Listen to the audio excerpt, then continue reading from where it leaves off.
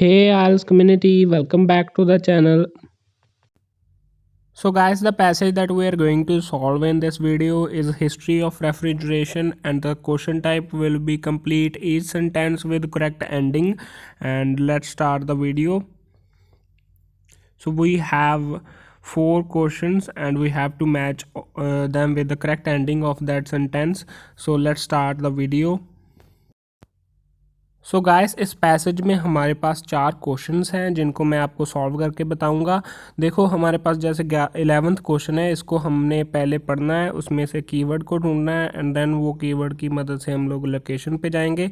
पर एक बात जो आपने ध्यान में रखनी है भी, आपने जो ऑप्शंस हैं उनको पहले नहीं पढ़ना है, नहीं तो आप लोग कन्फ्यूज़ हो जाओगे। तो चलिए पहले हम लोग 11 नंबर क्वेश्चन से शुरू करते हैं। A healthy dietary change between 1830 and the American civil war was greatly associated with. So किसके साथ एसोसिएटेड था वो हमने ढूंढना है। एंड इस सेंटेंस में जो हमारे पास कीवर्ड्स हैं, पहले तो साफ साफ हमें पता लग रहा है 1830 and American civil war are the keywords that we have. So हमने ऑप्शंस को नहीं रीड करना है। Let's look for the keywords in the passage. So देखो, अभी हमारे पास कीवर्ड्स थे 1830s and American civil war. तो हमें 1830 में आसानी से दिखेगा ऊपर से, तो हमने जस्ट उसको देखते जाना है, जस्ट स्कैन ही करना है, कोई पढ़ने की ज़रूरत नहीं है सारा। देखो यहाँ पे पहले पेज के थर्ड पैसेज में हमारे पास जो है 1830 लिखा हुआ है थर्ड लाइन में। तो हमें रीड करते हैं स्टार्ट से। Consumer soaring requirement for fresh food, यानी कि कंज्यूमर्स के द्वारा बहुत ज़्यादा रिक्वायरमेंट थी फ्रेश फूड की, ज़्यादातर जो थी ग्रीन वेजिटेबल्स के लिए, resulted in reform in people's dieting habits. उसका कारण था भी लोगों की डाइटिंग हैबिट्स में चेंज आ चुका था between 1830s and the American civil war. इन दोनों चीज़ों के बीच में लोगों की डाइटिंग हैबिट में चेंज आया। तो देखो, अभी हमने क्वेश्चन पढ़ के आए हैं तो वहाँ पे भी यही चीज़ लिखी थी भी, लोगों की डाइटिंग हैबिट चेंज हुई जिसकी वजह से जो ग्रीन वेजिटेबल्स की डिमांड थी बहुत ज़्यादा बढ़ चुकी थी। अभी हमें क्वेश्चन में यही बताया था भी जो लोगों की डाइटिंग हैबिट चेंज हुई थी उससे क्या इम्पैक्ट हुआ था। तो यहाँ पे शुरू में ही हमें बताया गया भी उनकी वजह से लोगों की जो है फ्रेश फूड की डिमांड बढ़ी थी, जिसकी वजह से लोग ग्रीन वेजिटेबल्स भी खाना पसंद करते थे। सो वन बाय वन हमने चेक करना है, जो नहीं है उसको एलिमिनेट करना है, जो होगा वो उसको मार्क कर देंगे लास्ट में। तो देखो, पहले से स्टार्ट करते हैं ए ऑप्शन से। New developments such as the application of hydrofluorocarbon. So देखो, हाइड्रोफ्लोरोकार्बन का तो कोई मेंशन था ही नहीं, तो ये ऑप्शन हो ही नहीं सकता है। तो सी ऑप्शन को रीड करते हैं। The discovery of chlorofluorocarbon, no. Regional transportation system for, transportation की तो बात ही नहीं हुई। एंड ए है extensive spread of refrigeration method, refrigeration के बारे में भी कुछ नहीं बताया, तो बी ऑप्शन हमारा बचता है। Consumers demand for fresh food specially for vegetables. देखो, वेजिटेबल्स के बारे में उन्होंने बताया था ना हमें वहाँ पे शुरू में जो आधा सेंटेंस था, और डिमांड थी क्योंकि उन्होंने बताया भी कंज्यूमर के डिमांड बढ़ गई 1830 से और अमेरिकन सिविल वॉर के बीच में। तो वही चीज़ को हमने हमने उसको अंडरस्टैंड करना है भी क्या बताया हुआ है, then it will be very easy to find. So similarly हम आगे के क्वेश्चंस को सॉल्व करते हैं। तो इसका तो आंसर है बी, 11th का आंसर बी है। हाँ, तो अभी हमारा 12th क्वेश्चन है, उसको हम लोग रीड करते हैं। The development of urbanization was likely to cause भी, अर्बनाइजेशन से क्या होगा क्या उसका इम्पैक्ट होगा, तो वो हमारा आंसर होगा। जब इसमें हमारा कीवर्ड अर्बनाइजेशन, तो चलो देखते हैं।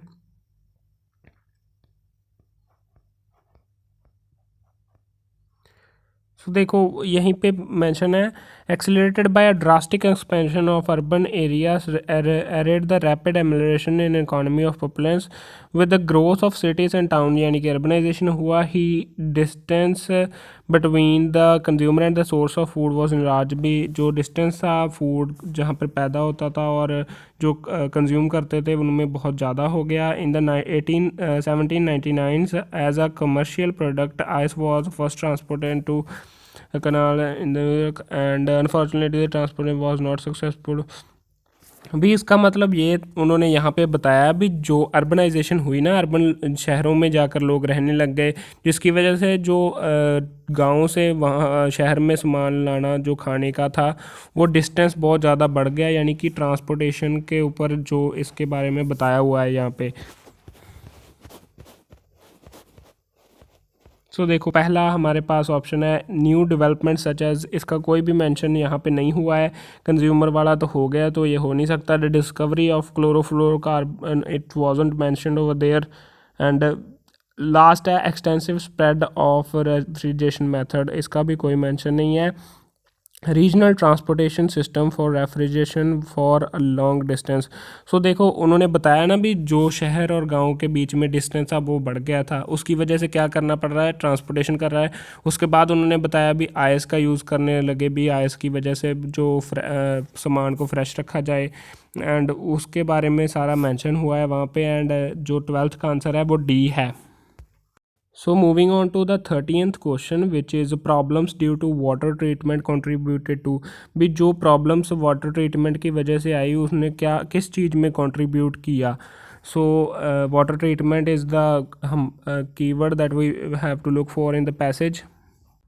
So देखो इस पैराग्राफ में मेंशन है, ये वाले पैराग्राफ में भी यहाँ पे लिखा हुआ है to make it worse by the 1890s water pollution and sewage dumping made clean ice even more unavailable. The adverse effect first appeared in the blowing industry and then seriously approached the such sectors as meat and packaging and dairy industry. As a result, the clean mechanical refrigeration was considered in need.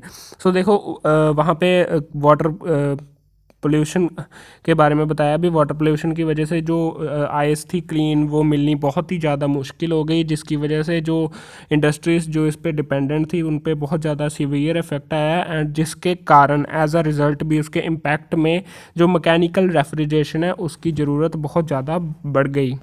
तो हमें वहाँ पे भी check करना होगा।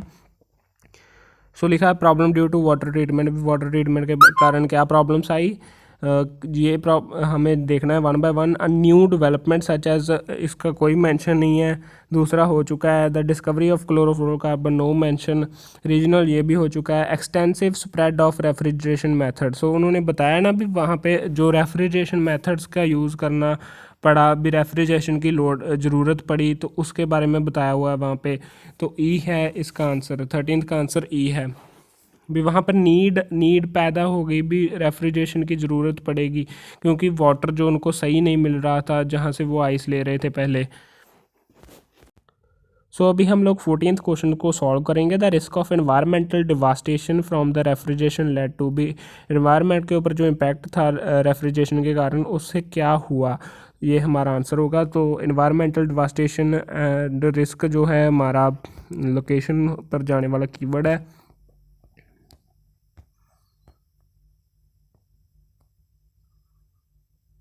सो देखो guys इस last paragraph में इसका मेंशन है फिरौन वॉज, यहाँ पे लिखा हुआ है, हाँ इससे आगे पढ़ना है। Freon was safer for the people in the vicinity but in 1973 it was discovered to have detrimental effect on ozone layer. Ozone layer किसका पार्ट है, एनवायरनमेंट का पार्ट है। तो यहाँ पे उन्होंने उसका सिनोनियम काइंड ऑफ यूज़ किया है, भी क्या उससे इम्पैक्ट आ रहा है एनवायरनमेंट के ऊपर। After that new improvements were made and hydrofluorocarbon which known for harmful effect was used in cooling system. भी उसके बाद उन्होंने हाइड्रोफ्लोरोकार्बन का जो डेवलपमेंट किया जो भी कोई भी हार्मफुल इम्पैक्ट नहीं करती थी एनवायरनमेंट के ऊपर।